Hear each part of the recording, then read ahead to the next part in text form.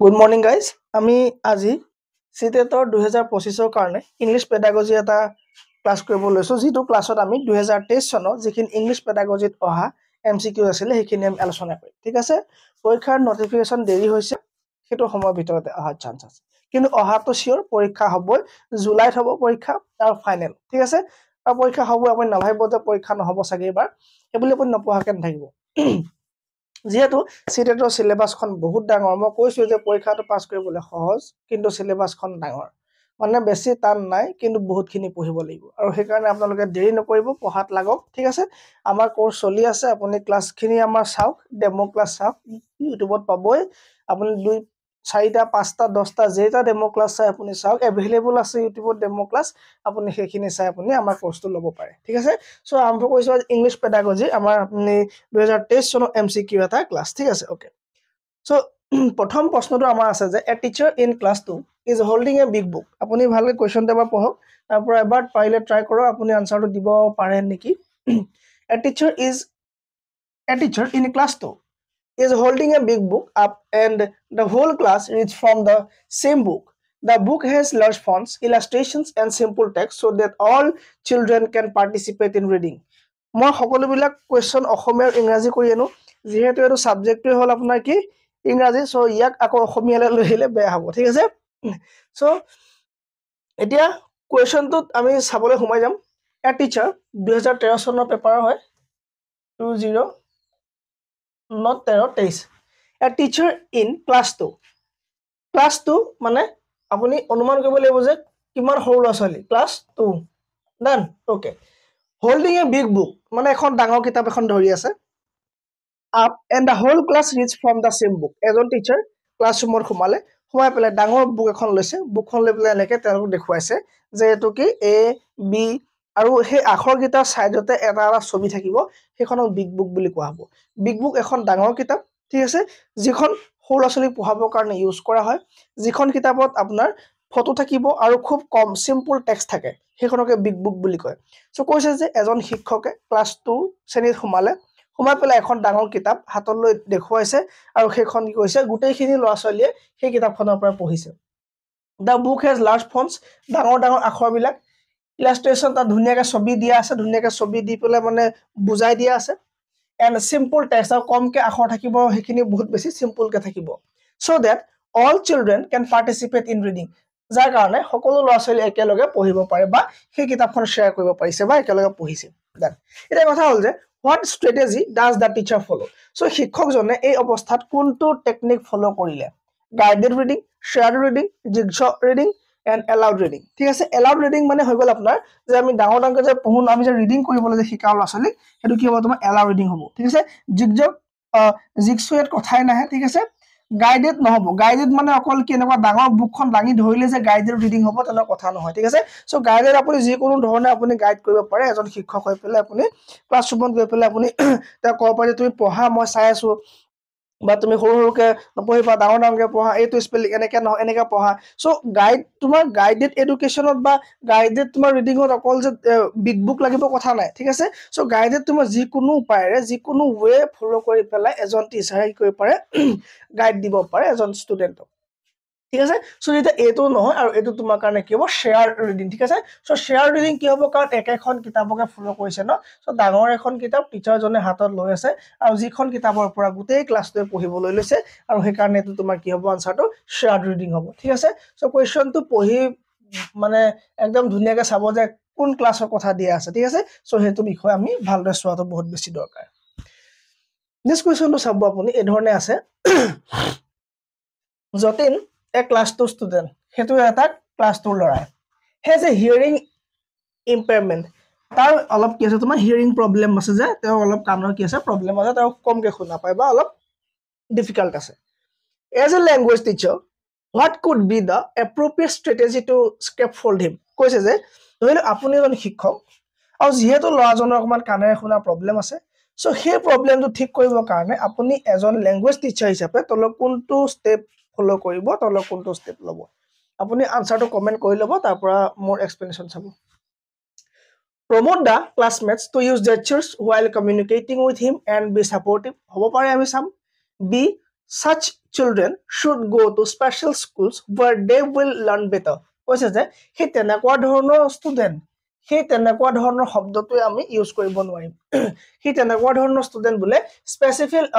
Special স্কুলত যাব লাগে য'ত তেওঁলোক কি হয় বেটা শিকিব তাৰ মানে তুমি ইয়াত পৃথক কৰিব নোৱাৰিবা এই সেন্টেন্সটো পৃথক বুজাইছে হয় না তাৰ মানে কি তুমি সেপাৰেট কৰা বুজাইছে যে তুমি ইনক্লুড কৰিব লাগিব গোটেই তুমি এক্সক্লুড কৰিলে নহব ঠিক আছে তুমি একেখন ছাত্ৰৰ তলতে শিক্ষাটো দিবলৈ চেষ্টা কৰিব লাগিব তেওঁলোক অকমান তোমাৰ ইম্পেয়াৰ থকাৰ কাৰণে তুমি কি তাক such children বুলি তুমি ক'ব নোৱাৰিবা যে তেওঁলোকক কি বেলেগ স্পেশাল স্কুলত দিব লাগে বুলি তুমি এই কনসেপ্টটো কেতিয়াও ইউজ নকৰিবা যদি এটা তোমাৰ শুদ্ধ লাগিছে দেখাত এইটোৱে ভুল হ'ব দেন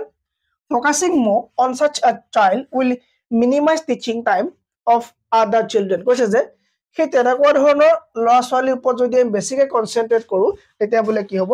সেই তেনেকুৱা ধৰণৰ ল'ৰা ছোৱালীৰ ওপৰত যদি বেছি কনসেন্ট্ৰেট কৰোঁ তেতিয়া কি হ'ব বোলে সেই ক্লাছৰুমত বাকিবিলাক ল'ৰা ছোৱালীৰ কাৰণে টাইমটো কমি যাব তোমাৰ হেতু হৈ লাগিব যে আমি যদি এনেকুৱা অকমান যদি বুজি নপোৱা বা স্লো ল'ৰাটোৰ ওপৰত যদি আমি টাইম দিও যে বাকি ফাৰ্স্ট খিনি বা বাকি সুকাখিনিৰ কাৰণে টাইম থাকি যাব তাৰমানে টাইম বেছি নাপাব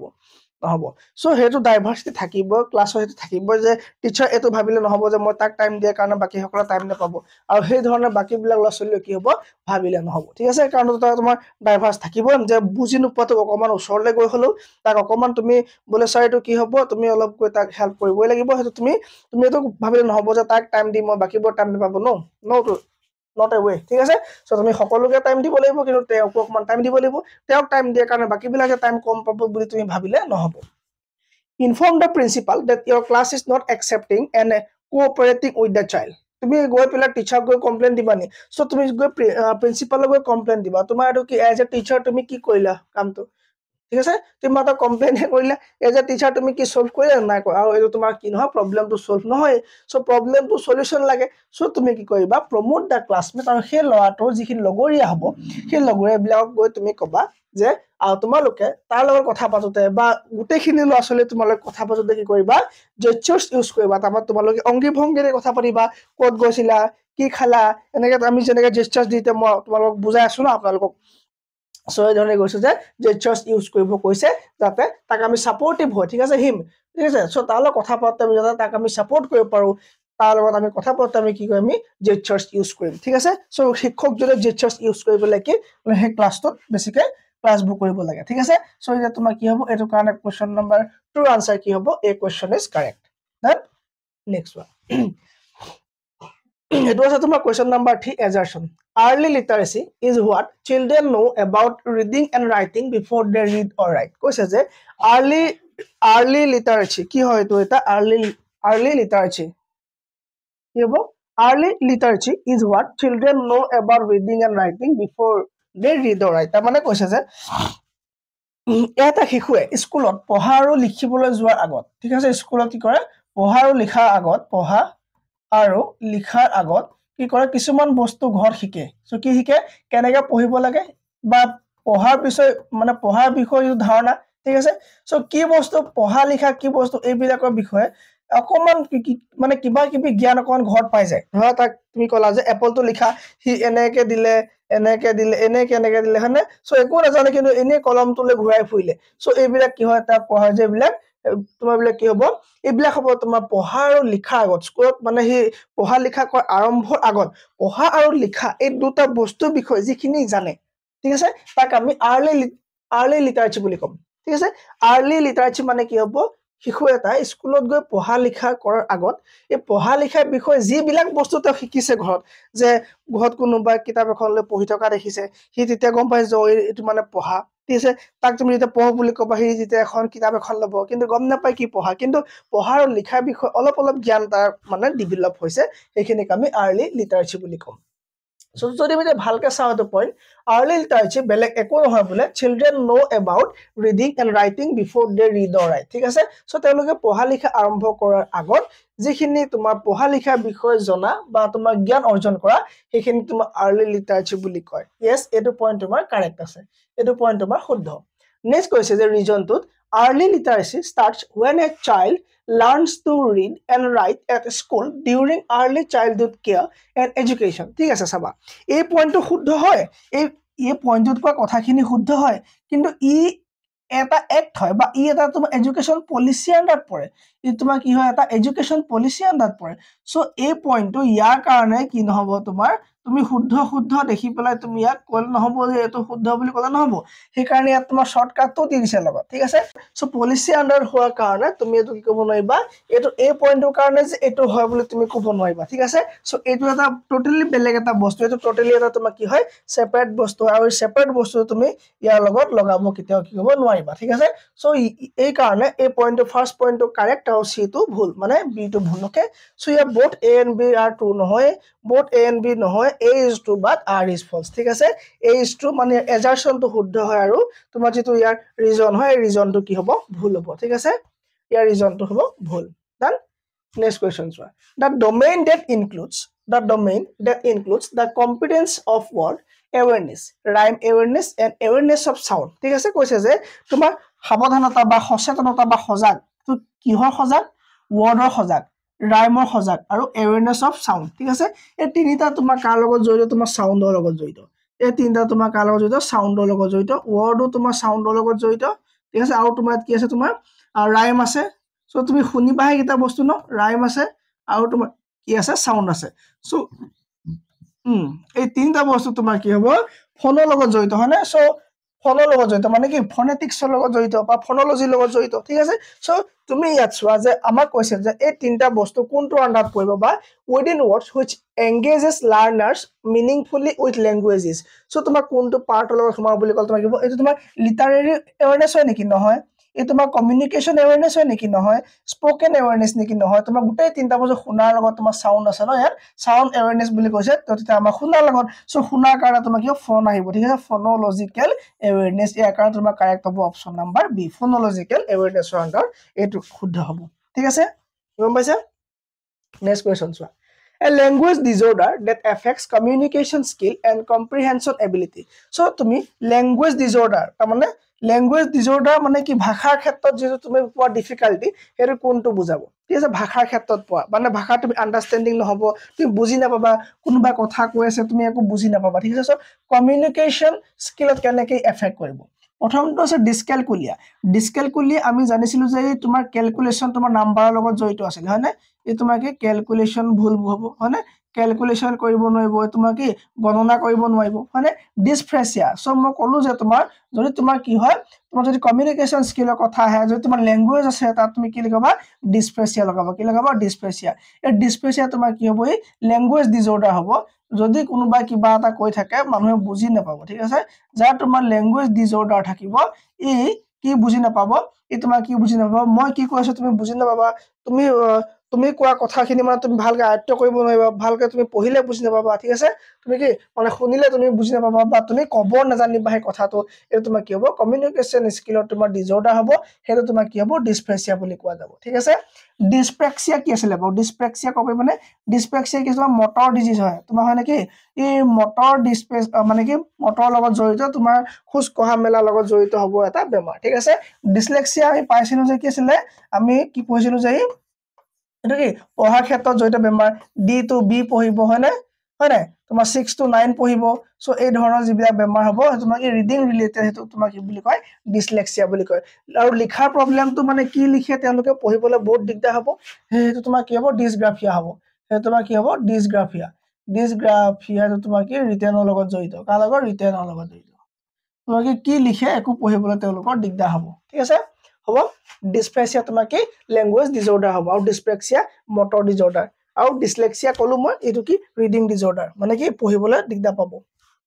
next one scanning is meant for finding out so scanning যে কৰো আমি স্ক্যান কৰো যে দাদা আপোনাৰ স্ক্যানাৰটো দিয়ক বুলি কওঁ যে স্ক্যানাৰটো দিয়ক নেকি তাৰ মানে কি কিওয়াৰ্ডটো দিয়ক কুইক ৰেসপন্স কোড হয়নে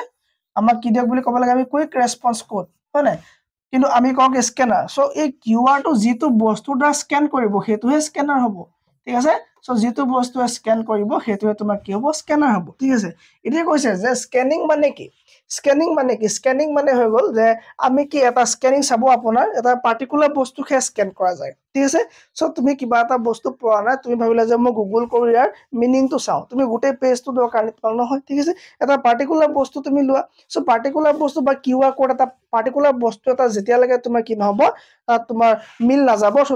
তেতিয়ালৈকে নহব ঠিক আছে সো আৰু এটা তুমি চাব যে ফিল্ম চাব গলা তুমি সিনেমা হলত গৈছা তোমাক যে চেক কৰে যে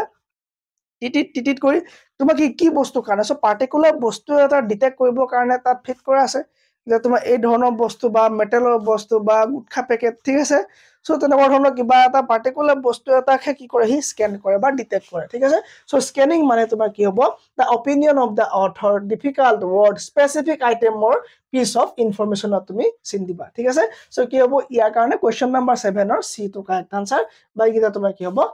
ভুল হ'ব ডান clear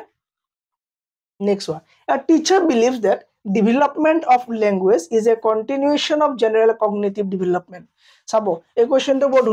ami pohi rakhisu. A teacher believes that ejon shikhoke bissak kore je development of language is a continuation of general cognitive development. Ta mane koise je language agot develop hobo, language agot develop hobo aru language lead koribo shikhu ejonor bule শিক্ষাৰ ক্ষেত্ৰত কি হ'ব তোমাৰ তোমাকে জ্ঞানৰ ক্ষেত্ৰত cognitive কি কৈছে যে a teacher believe that development of language is a continuation of general cognitive development ঠিক আছে সো ইয়াত আৰু এটা বস্তু আছে যে জিন পিয়াজেতে কৈছিল এই কথাটো তেওঁ কি কৈছে যে কগনিটিভ ডেভেলপমেন্ট হ'ব লাগিব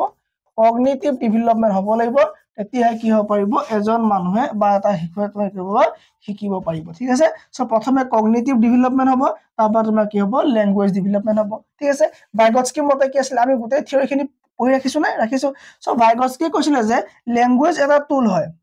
ল্যাঙ্গুৱেজ এটা কি হয় তোমাৰ টুল হয় এই ল্যাঙ্গুৱেজ ডেভেলপমেন্ট হলেহে বুলে তোমাৰ কি হ'ব তোমাৰ জ্ঞানীয় বিকাশ হ'ব কগনিটিভ ডেভেলপমেন্ট হ'ব বুলি কৈছিল হয় না সো এই কোৱেশ্চনটো আমাক কি হৈছে যে কগনিটিভ ডেভেলপমেন্টে তোমাক কি লিড কৰিব কগনিটিভ ডেভেলপমেন্টে তোমাক কি লিড কৰিব